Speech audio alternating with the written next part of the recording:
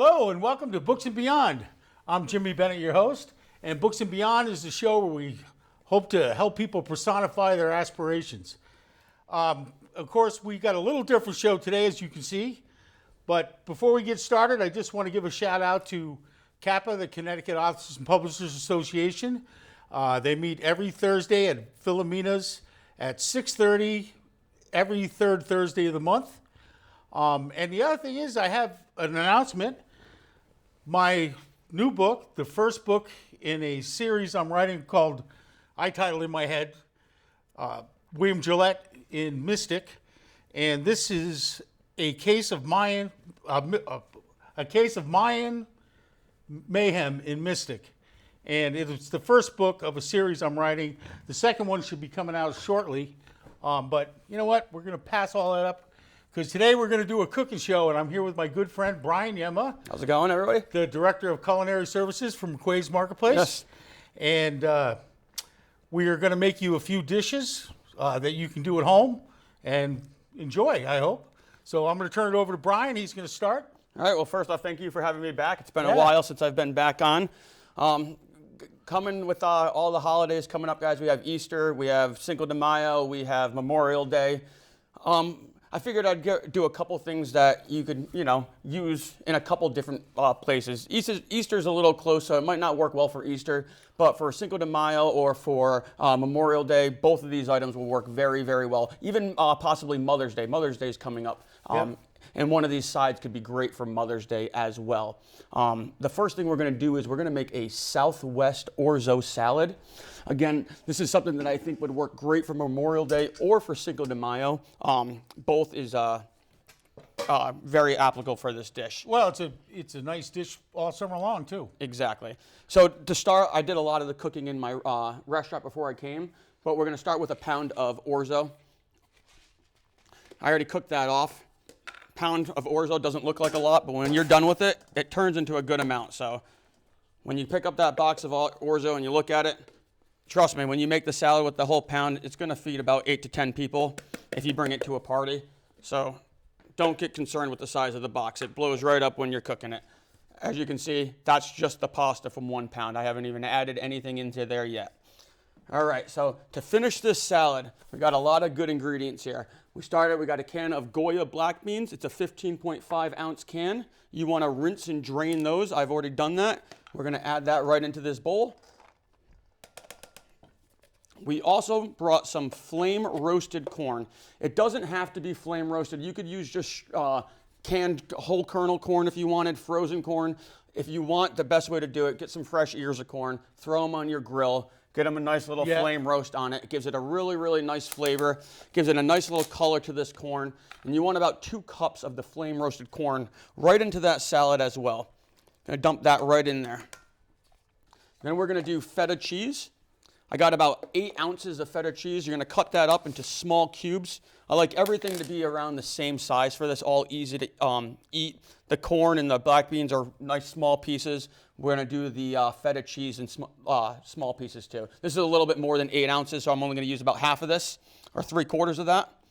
And if everything's the same size, it'll blend better. It will blend better, and it's all uniform, and it looks really, really nice. Plum tomatoes. Beautiful little plum tomatoes. You're going to use about 3 of these plum tomatoes in this dish. Cut the tops out. Cut the tops off. Cut them small dice, same size of everything else. About 3 or 4 of those, depending on size. That's going to go right in there as well. One of the only things that I did not cut all the way was you need 1 green pepper. We're just going to take that. We're going to cut that right in half. I'm going to take the seeds right out of it. These I did wash them before I came. Make sure you wash all your produce before you put anything into a ready-to-eat salad, obviously, or even if you're going to cook it, always wash it. And again, with this, we're going to take these and we're going to cut these the same size as everything else. I'm going to cut it down first. And again, it's going to be 1 green pepper, depending on size, but you shouldn't need more than 1. So we're going to cut that right down into small little... And I'm going to reiterate one point Bryan made. You really should wash all your fruit and vegetables before you use them or eat them.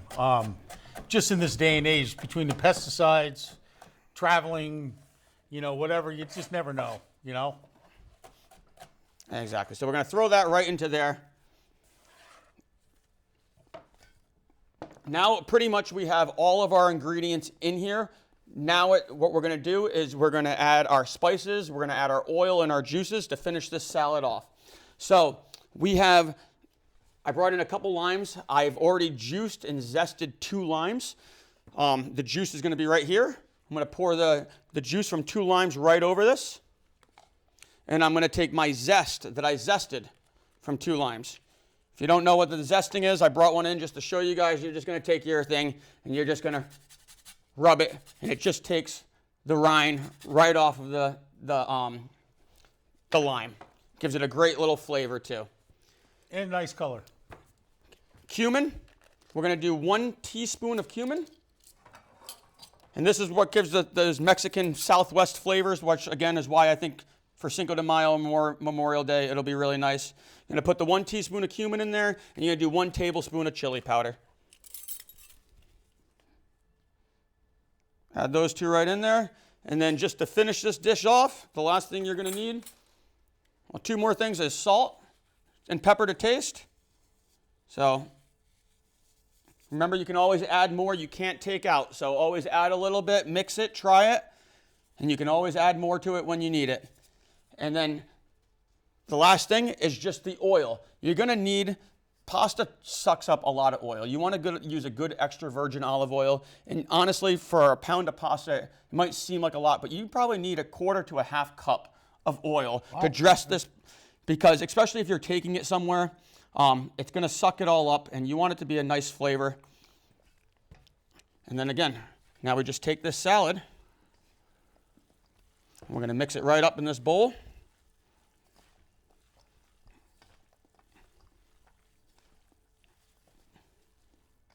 Wow. And look at the colors on this salad right here. It's a beautiful salad. You got the flame roasted corn, those beans. You got the feta cheese in there, those beautiful tomatoes. And again, the color's beautiful, and it's just a spectacular dish. You could do an Italian dressing on it or something else too and dress it a different way. But to keep it a little Southwest, this is the best way to go. Very, very good. And that's the Southwest Orzo salad, guys. Quick, easy, and delicious. I'm going to set this to the side. First we're going to try it. Let's take a little bite of that. Delicious, right? That is, oh. And so, guys, that's going to be the first one, and then we're going to make this quick on the next one. Oh, wait a minute. Now, let me ask you something. Not only do I think is that a great side salad, but if you were to grill like chicken or shrimp and add it to that, You could put it right over the top. yeah, that would be wonderful. Yep, you could little piece of grilled chicken right over the top of that. Yep. And you have yourself a full course meal, Yeah. just like that. All right. All right, so next we are going to do the Asian green beans. All right. I'm going to crank this little thing Yeah. up. All I got to do is saute a little garlic. And put a little oil in the pan here There you for my go. garlic. And meanwhile, while I'm doing that, I'm going to break out my other bowl. I got a 2-pound bag of fresh green beans. They were very, very nice when I got them. I did cut some of the ends off of them because sometimes when you get them and you buy them at the Yeah. store, they still have the ends on them. It's not always perfect. Washed them. I boiled them. I put them right into an ice bath after I boil them. It takes about 3 minutes of putting them into boiling water, and then you really want to shock them right into an ice bath so they don't continue to cook and you don't have soft green beans. That is blanching. Very, very, very important when it comes to the green beans. So we're going to take these, we're going to dump them right into this bowl. Like I said, I used a 2-pound bag, and it worked out to be about 2 of these containers worth. Okay, we got 2 of those. For this very, very simple recipe, guys, 1 red pepper, 1 yellow pepper. When I sliced these up, I did a julienne. You want a nice thin slice on these. Okay, we're going to dump 1 yellow pepper right into that. We're going to do 1 red pepper right into that. Okay, our oil is getting hot over here. I got my chopped garlic. We did about 4 garlic cloves. We're going to put that right into our oil over here. And we're going to get that gonna get that cooking a little bit over here. All right, when that's cooking, we are gonna take my sesame oil that I have. We're gonna add that sesame oil right into this garlic with the other oil. And I got about 3 ounces of sesame oil. We're gonna add that right in. And then the last thing in this Asian, when the beans are finished, I took a small head of red cabbage. And when I say small, this is the other half of it. It was really small. I only needed half of this. Most cabbages run bigger than this. You probably only need a quarter head. Make sure you cut it. You take the core out of it. You're gonna leave it raw. You're gonna slice it really, really thin. And with red cabbage, you wanna make sure you wash your red cabbage because red cabbage bleeds a lot. So if you don't wash it and you put it in with like a coleslaw or anything else, it's going to turn the rest of your salad purple. Might not be so noticeable on this dish, but it's noticeable on a lot of other dishes. So it's very important to wash your cabbage until you see the color stop coming out. So I'm going to take this cabbage that I put in here, I'm going to dump that right in there with those beans. So that's what we're looking like now. My garlic just finished here. We're going to take that, we're going to dump that right over the top of everything. Put that right to the side. We're going to go back to our salt and our pepper. Okay, I'm going to take one of these other gloves here, and we're going to mix this right up, and that's going to be the end to this salad. Now, a couple things you can do with this. Like I said, I think this would be a beautiful side on a Mother's Day plate as, serve it with a nice piece of steak. Serve it anything like that. You could also do this salad as a cold salad and just eat it cold. You could dress it with, again, an Italian dressing. You could dress it numerous ways and have a nice sesame ginger dressing. There's a million dressings. And have a cold bean salad yeah. as well. So now, look at this color. Look at these colors on this salad. It's like a kaleidoscope of colors. It's beautiful. It attracts anybody at the party right to that dish. You're looking at it. All those colors. It attracts the eye. You can put that right at the center of any table, and the people are going to go right for it. And that is the Asian green beans, there Jim. You go. Very simple. One thing I do want to mention, because I forgot, I did have some fresh cilantro that should have been chopped and added into the Southwest Orzo salad right at the end. That was the one thing we forgot. No, I brought it. Oh. I forgot to show it. So again, guys, I brought the cilantro, fresh chopped, supposed to go into the Orzo salad right at the end. Nice fresh herbs, guys, and mix that right into it, and that's the best way to finish that salad off. And that's it. All right. Let me put these two at the front so they can see. All right, well, that's 2 great recipes for the summer, for any holiday, but for any day. That's there you go. They look fantastic. So, all right, Jim, let's take away with what you're going to do next. All right, so 45 years I'm a chef, and one thing I never made was crepes. I never made them professionally, commercially in the kitchen. They're easy enough, but it's kind of labor intensive. You'd have to have somebody doing it. That's why you see it on buffets more and brunches and stuff like that. They'll have a crepe station because, like I said, it's a little bit more, you have to pay a little bit more attention to it. But anyways, so basically, there is a million crepe recipes out there. It's a simple French dish. It's been around forever. I looked a few up on the internet and then tweaked them my way. So this is basically what I call Jimmy's crepes. So one thing you need to do to start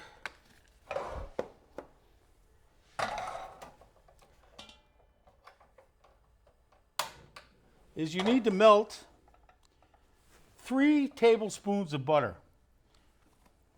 So while that's melting,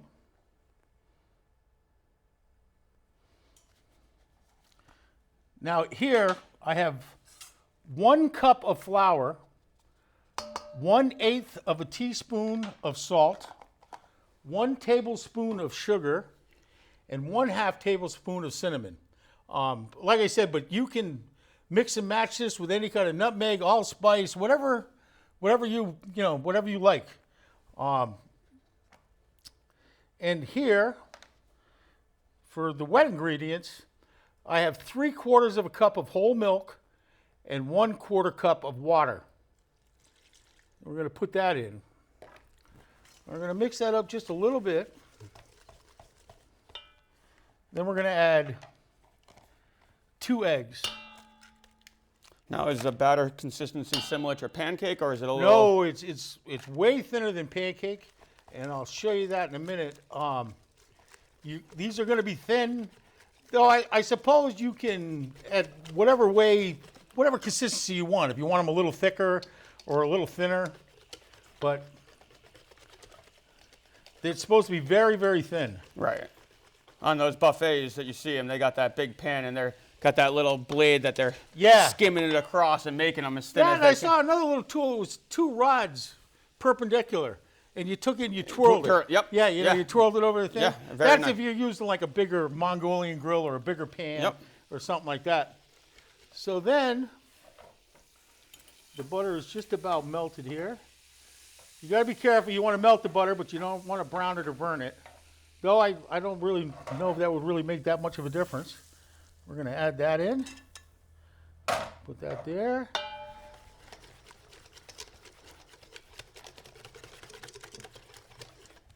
And I don't know if you can see, but it is a very, very thin consistency.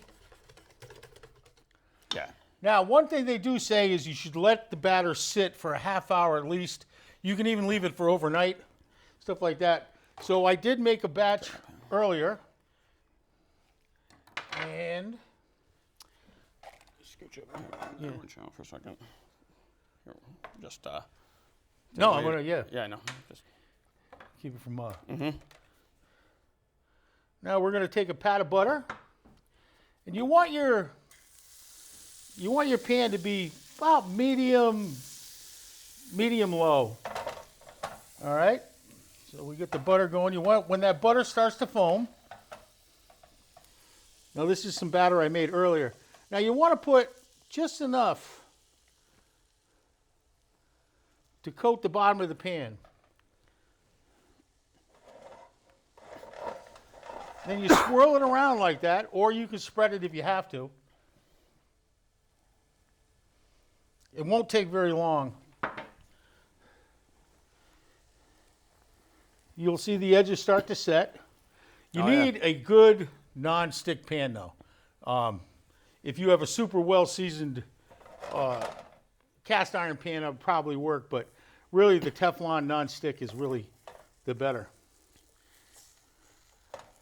Now you can do this either way. You can I'm gonna say that looks like. flip it like that, but if it's If you got as many years under your belt as Jimmy does, you flip it. Okay.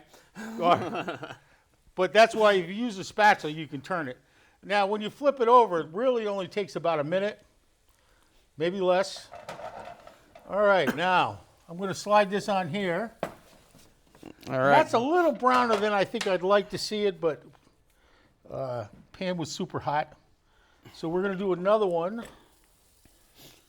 Now that one, We're gonna do the just spread the chocolate on that one. a little Now chalk. the beautiful thing about crepes is you can use them for almost every part of your meal. Now you could do an appetizer crepe if you were to put a little lobster in there, or a little shrimp or scallops, maybe a little Madeira sauce or something like that on top. Even hollandaise if you're that ambitious.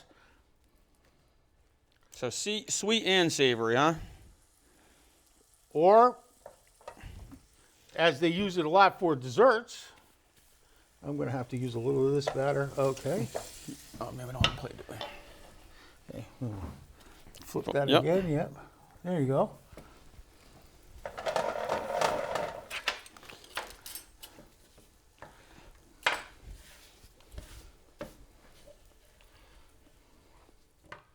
Oh, you can just.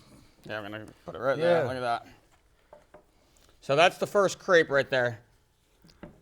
We got a little fan strawberry. Yep. You want to show them how to cut a strawberry fan? Guys, fan strawberry, very, very simple. You know, just take it. You don't want to cut all the way through the ends. You're going to make slices down. Like I said, go right to the green. Don't cut all the way through the end. Get 5 or 6 slices. Just like that. And it allows you to fan it right out. So you can make a nice little strawberry fan. It's just a nice little garnish to change it up. We'll put that one on top of the next crepe. So we got a chocolate crepe here, guys. I put chocolate syrup right on the inside of that. Now you can put whipped cream on the top, a little powdered sugar on the top of these. You could do butter, maple syrup. Yep. I mean, the options are limitless, like Jim said. You can do sweet, savory. And this one, we're gonna do a strawberry crepe. So we got a little of the strawberry cream cheese fruit dip that we put right in here. And this one, we're just gonna put right in half, but we're gonna take a little of this strawberry fruit dip cream cheese. We're going to take some of these cut strawberries. We're going to put that right inside of these on this one. We're going to do just one more. This one, you can leave them, you can fold them in threes. You can leave them just half like this one right here with the strawberry and the cream. Again, a little powdered sugar dusted over the top would be a really nice look on these. And like I said, the beautiful part is now you can use these for desserts. You can use them for appetizers. And like I said, you could even put ham and cheese in them and roll them up. There's 1,000,001 different ways that you can do crepes. Once you have it down, the other thing about it that's great is if you take wax paper, you can make a crepe, put it on the wax paper, put a piece on top, and you can stack the crepes like that. And they will keep for days. You can keep them overnight. You can reheat them. You can eat them cold. You can eat them hot. So it's like one of those things, like I said, I've seen it done 1,000,000 times in my life, but I just never made them before until actually just like 3 days ago. I decided, I'd give it a whirl. So take a little bit of garnish it up. And then we got this last one. And again, I mean, the last one, we can make another strawberry one. Or chocolate and strawberry. Yeah, there you go. That's what we're going to do. We're going to do a little chocolate strawberry. Again, Nutella and bananas is a really good one. That sounded good. I mean, there's so many good things on there. You start, like I said, with the Nutella one, putting some crushed peanuts or something on the top of it to give it a little texture. Also changes the whole dynamic of it. Let's try this. Now we put it like that. Yep. Let's try the classic burrito fold. Oh, well, that works. And we got a rolled crepe. So there's 3 different crepes. And like I said, that's just the possibilities are absolutely endless with what you can do with crepes. And it's a nice, simple dish, but it's very fancy looking. It's elegant. It's tasty. And it's something you can do ahead of time, so you're not standing there while your guests are waiting or, the family's waiting to eat, and put them together. And you can actually even do like a little, like we did, put a couple of different things out and let people just make their own crepes. Exactly. So have a little crepe bar. Yeah. So crepe station. So, well, that was very good. Thank you so much. Yeah, Bryan.